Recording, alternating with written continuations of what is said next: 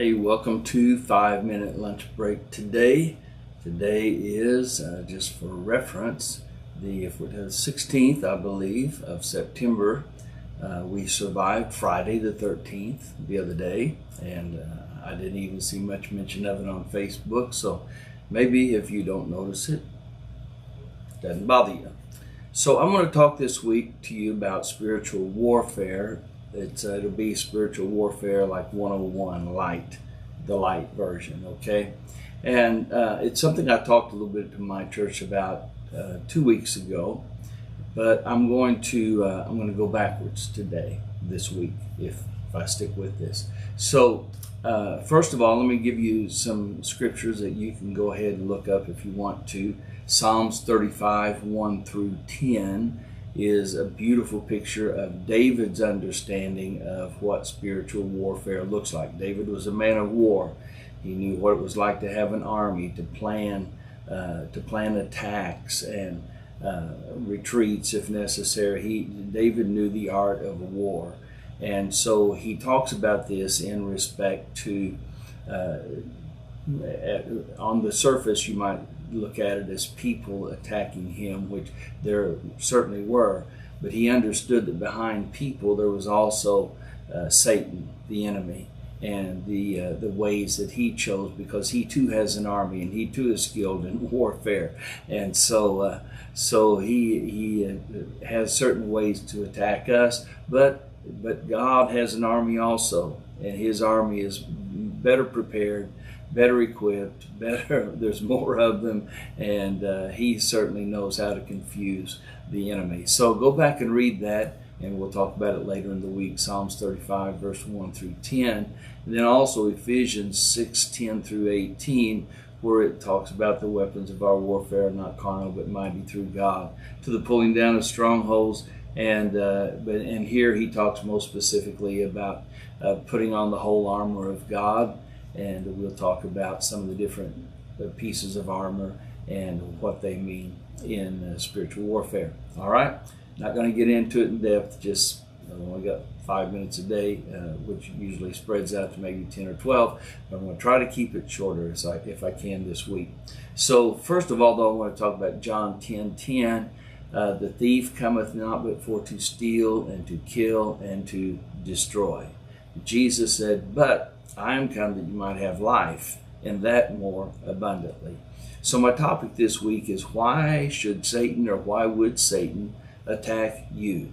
And if you're doing anything for God, Satan will attack you. Now if you're doing nothing, I've heard people say, I just try to fly under the radar. I try not to do anything to get Satan riled up, and so there's a problem with that, because when you get to heaven, you're going to want to hear Jesus say, well done, my good and faithful servant. And there is going to be no reason to say well done if you don't do anything.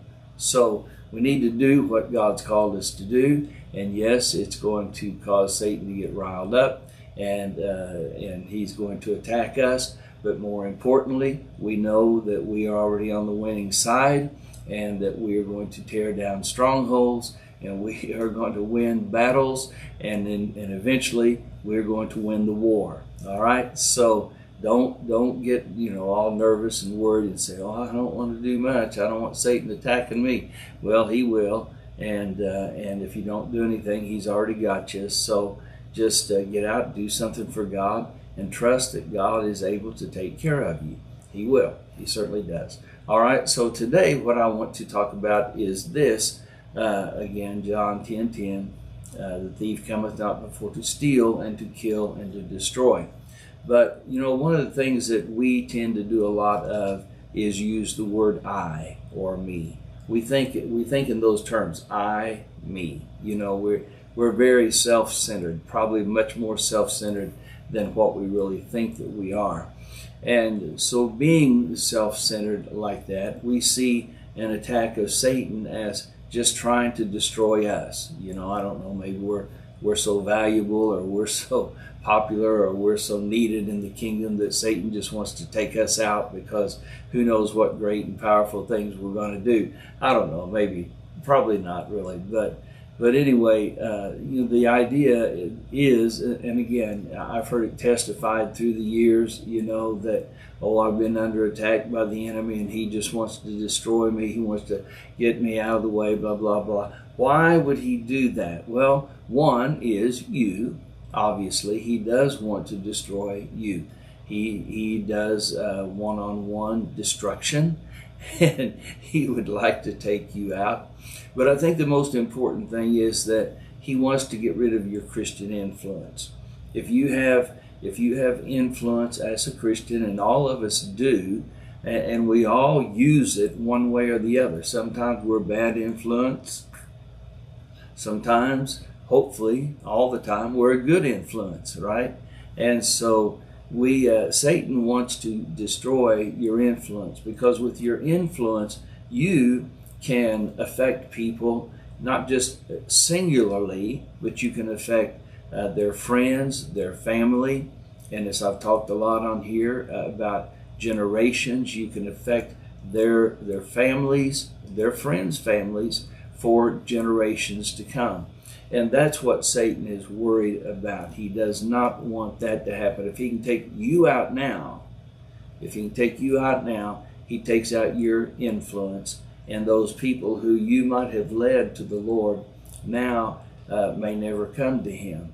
So the thing, I want us to think about this week in talking about spiritual warfare is that we certainly, number one, we don't want to be a bad influence.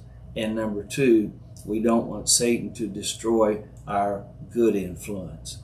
So when you have those times when the enemy comes against you and he gets you riled up, you get angry and you get bitter, or you get jealous, or those kinds of things, it's not just about destroying your soul, but it's also because there are people out there that you're influencing. And if you let those things continue in your life and you harbor them, then you are going to be a bad influence and turn people in the wrong direction, not toward God, but rather you're going to turn them away from God. So that's my basis for this little series this week on, like I said, spiritual warfare light. That is that Satan wants to not only destroy you, but probably even more important, he wants to destroy your Christian influence. So let's make sure that we keep our calling and election sure. Let's be like Job. God said to Satan when he came wanting God to allow him to do more to Job, God just kept saying, have you considered my servant Job? Look, he's maintained his integrity. Through all of this, he has maintained his integrity. Job, at the end of the day, was a powerful influence. Even today, we go back or we quote Job or we read the book of Job and we talk about the story of Job and how he had patience and how his friends came and they maybe really weren't such good friends and tried to have the wrong influence on him, but all through it all, he maintained his integrity, and in the end, God blessed him. He doubled his fortune. He doubled his influence. That's what I want. Amen. I want God to double my influence in this world today.